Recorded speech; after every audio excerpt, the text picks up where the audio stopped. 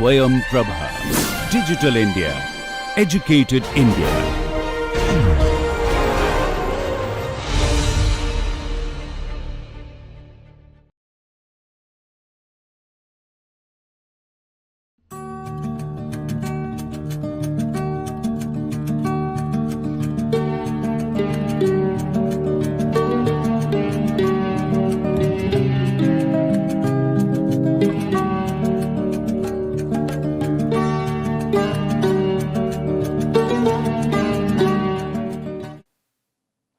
Hello, namaste to everyone. I'm back here with the last lecture of this particular module where I would be speaking on map projections. So, I've already covered what do you mean by a coordinate system, what is a map numbering system, what do you mean by datum, geoid, etc. Now, we'll look at the last part, which and very important part, which is projection.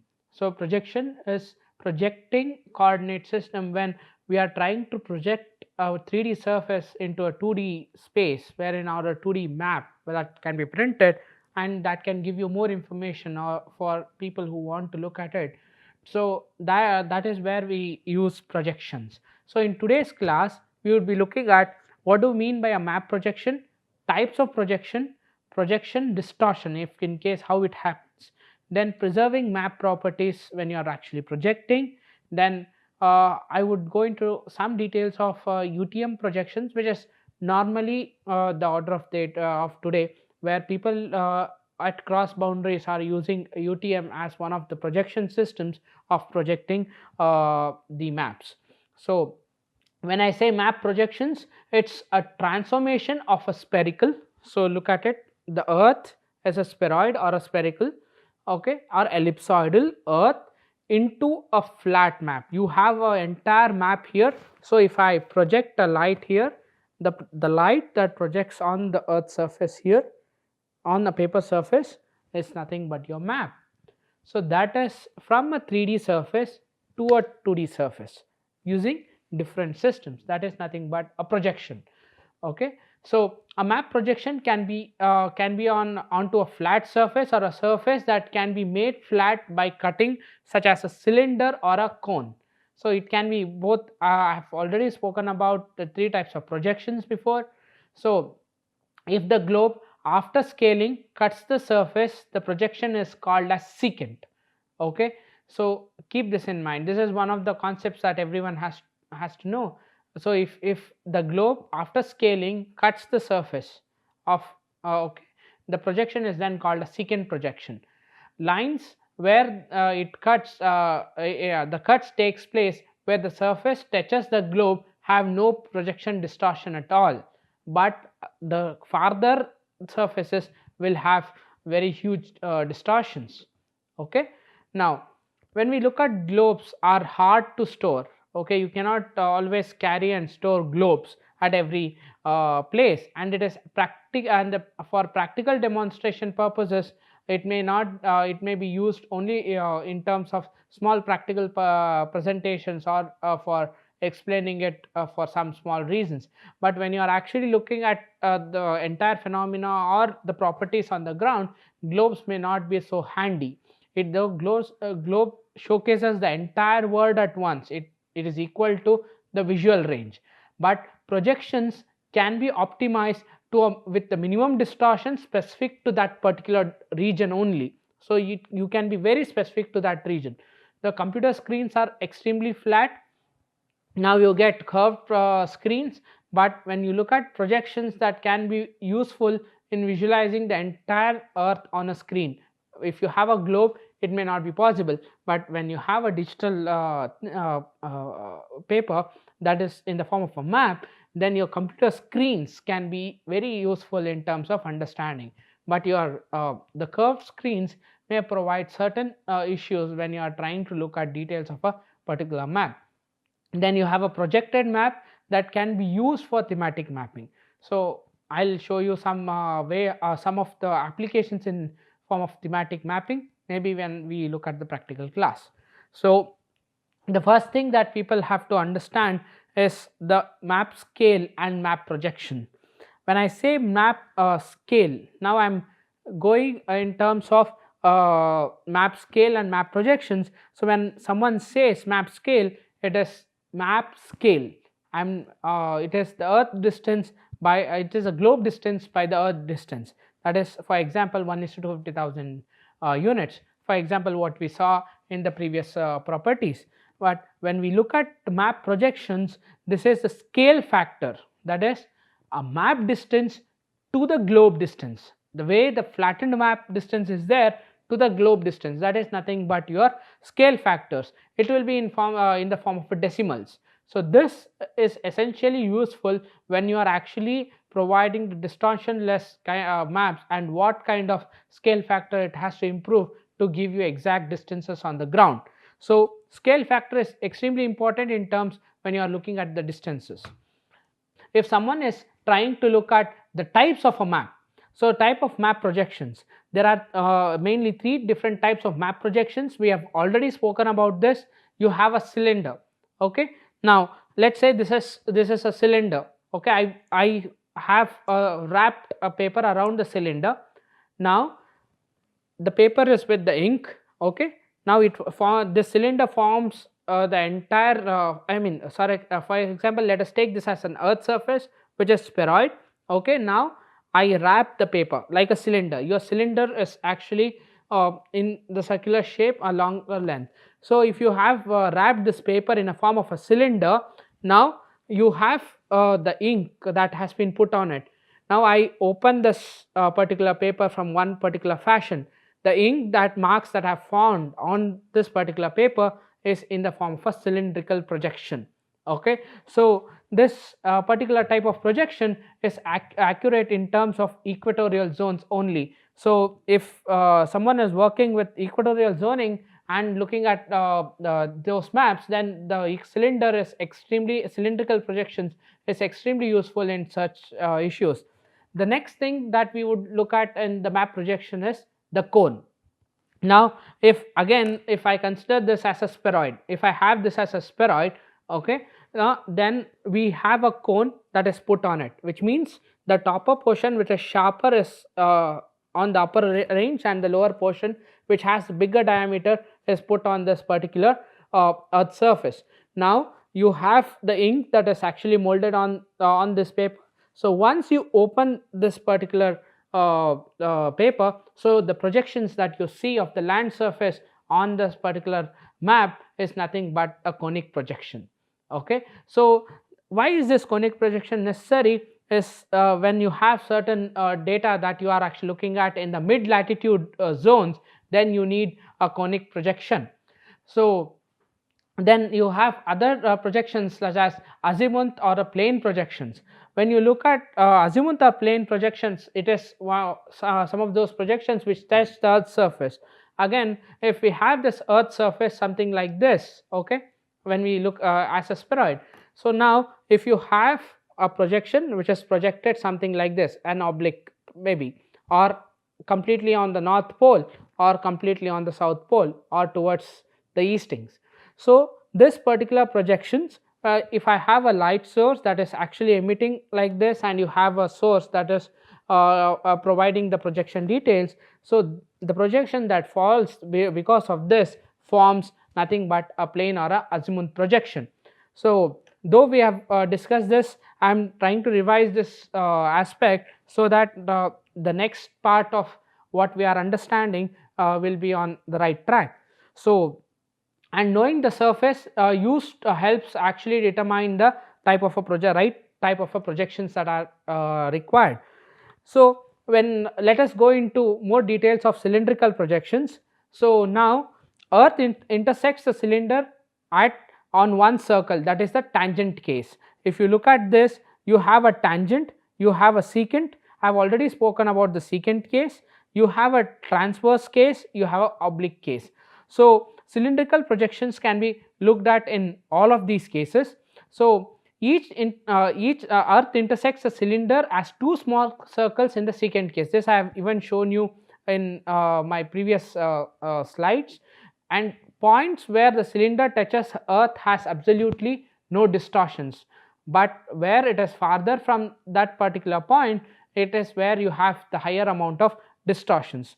Then projections can be based on axes that are parallel to the Earth's surface, okay, or the Earth rotational axis at 90 degrees to it, that is the transverse, or at the angles that are oblique.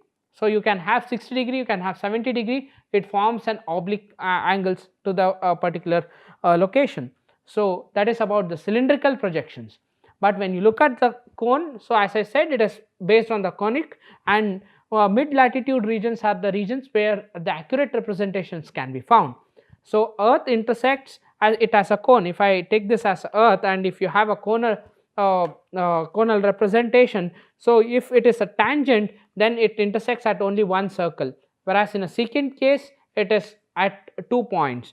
Normally that's how you differentiate a tangent and a secant, which we have seen. And points where cone touches the Earth has absolutely no distortions. In every case where it is touching the cone, it doesn't have a distortions, but point that is projected here on the non-conal surface or non-touching surface, so that is where you find the most distortions. So good examples of this is a Lambert conformal conic projection, which was used as an example in my previous slides. Then we have azimuthal projections. For example, this is a polar projection that is represented here. This is your spheroid. So you have maybe a planar surface that is put on towards its poles. So this forms a polar projection. If it is on the equator, it forms the equatorial projections. If it's oblique, it forms oblique projections. A very good example of azimuthal projection is the Lambert azimuthal equal area projections. So it is we'll look at it somewhere in our when we are looking at defining area, etc. Equal area projections are extremely useful when you are calculating different Earth surface in terms of area representation, etc. So we'll look at this in probably in next module of my presentations. So a very important thing that you have to understand during the transformation is that you may reduce cells, that is here you are actually generalizing. For example, if you are looking at it here, you are generalizing certain aspects of a cell, then you are interrupting you are making or breaking. So that is, you are interrupting certain part of information that has been transmitted from a 3D surface. Then you are distorting, we may distort scale, which means the amount of representation that I have already spoken about, how the scale distorts, but we are distorting the scale in terms of information also. We distort area. The true representation on the map may not be the true representation on the ground. Okay, we distort directions. We did see some examples here. No projections is perfect to the map of the entire Earth. So that is the thing that we have to remember all the time. And every projections has certain limitations in terms of projecting different parts of the Earth's surface. So look at that projections which are where you are located, and use those projections for the locational information, which would be much better in terms of projecting the Earth's surface. Exactly, for example, when we are looking at tangent and secant, those are the places where the intersection of the Earth's surface takes, which means that these are the points where you have exact map locations. So look at those locations for exact details, and if you are located in those details, use that certain those kind of projections for your analysis. Okay, so when I say map projections, it has certain limitations. For example, no projection is perfect which could preserve all map properties. So the property is this property is called as a map distortion. There are certain distortions where the map property may not be represented in a true form. So hence any flat map can be perfect, it cannot be perfect, equivalent and conformal at the same time. Most fall between two components, either it is equivalent or conformal, maybe it is conformal, or maybe just it is equivalent. So no map can be both equivalent and conformal. Some map preservative properties are here. For example, if you look at shape as one of the property, it is only conformal. If your map is preserving the shape of the Earth's surface, then it is conformal map. If it is preserving the property of an area, then it is equivalent or equal area map. That's what I explained about the Lambert equidistant map. Then if you are looking at distance, then it is only an equidistant map. If you are looking at direction, then you have an azimuthal map, which would give you much more details. So to compare each edge match maps in GIS, both maps must have the same projections. That is what I'm saying, as I am repeating it all along. So everything should be in the same projection system in order to match two maps. No two maps can be matched if they are in two different projection system. Okay, so let me come to the universal transfer marketer as one of the systems. So it is a cylindrical conformal projections, that which means to say that shapes is preserved. Okay, so it divides Earth into 6 degree zones. Every zone is divided into 6 degrees, divides Earth between 84° north and 60° south into 60 zones. So each zone 1 begins at 180° west. So the representation of this I have already shown, but in the next slides we will also see some representations of UTM. Then scale distortions is 0.996, which may be approximated to 0.97. The distortion is about 0.03. So along the central meridian of the zone. So only we should keep this in mind. Every zone has a central meridian, and when you are looking at that particular central meridian, you have certain distortions. Most commonly used projection system, most of the mapping system today, or most of the data usage systems in GIS or any of the other aspects related to GIS, whether it is remote sensing, cartography, etc., most of the systems use this particular UTM projection or cylindrical projection. So this is representing the entire UTM system. So you have the zone origin here, which is an equator, and you have a central meridian that is for that particular zone, that is represented here. And when you look at this, this particular map is generated through a cylindrical opening. Now if you look at the entire UTM zones, here you can see this is representing the zone numbers here. Okay, this is representing the zone numbers, and you can see India lies somewhere between 42nd zone and the 48th zone, or just stopping at the 47th zone. So this particular zone is where you can find UTM word UTM zones for Indian regions. So when you are looking at why specifically UTM zones, you will understand when you look at the practical part of different zone numbers. Okay, so when you look at Indian subcontinent has a total of 6 UTM zones. Each zone numbers 42 is far west, that is for Gujarat, and 47 is far east, that is for your Arunachal Pradesh.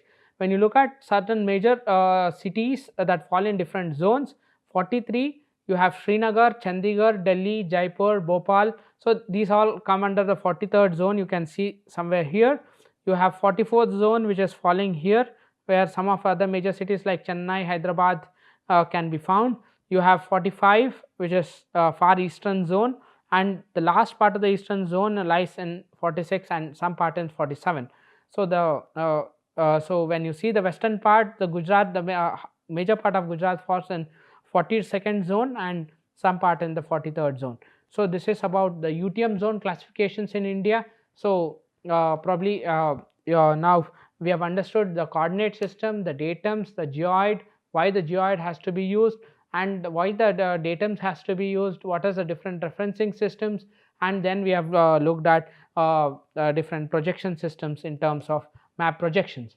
To summarize this particular class, map projection, we looked at different map projections, the type of projections: cylindrical, cone, and azimuthal. So cylindrical is wrapping a paper as a cylinder across the spheroid of the Earth's surface. Then you have a cone, a conical shape, a projection that comes out of the Earth's surface.